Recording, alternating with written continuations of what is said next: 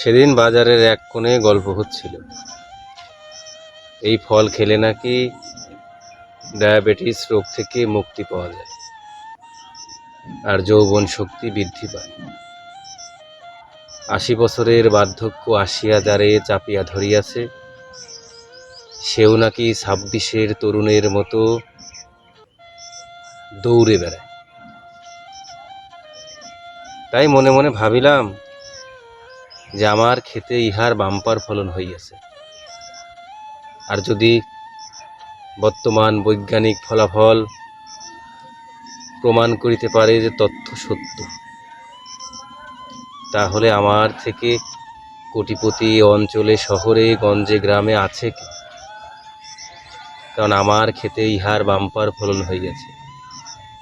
চারিদিকে যেদিকে তাকাই, ইয়া বড় বড় গাছ, শাখা পোশাখা লইয়া বটগাছের মতো আমার সমস্ত ক্ষেত একেবারে ছেয়ে গেছে। আমি বাঙালি, আর বাংলাদেশের মানুষের যে চরিত্র, সেই দিক হিসেব করলে পারে আমি কোটিপতি। কারণ এরা সুযোগ সন্ধানী, এরা সুযোগ পাইলে ১ টাকার মাল ১০ টাকায় বিক্রি করে। এরা সুযোগ পাইলে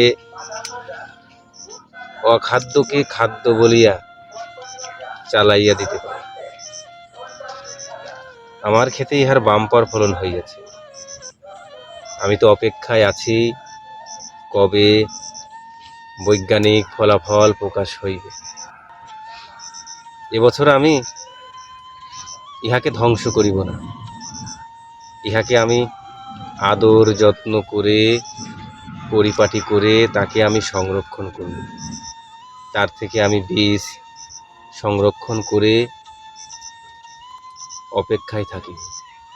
যদি বৈজ্ঞানিক তথ্য সত্য হয়, তাহলে আমি ইহার বীজ মার্কেটে বিক্রি করিব, নিজে উৎপাদন করিব, তারপরে আমার কোটিপতি হওয়া ঠেকাইবে। আমরা বাঙালি, সুযোগ সন্ধানী।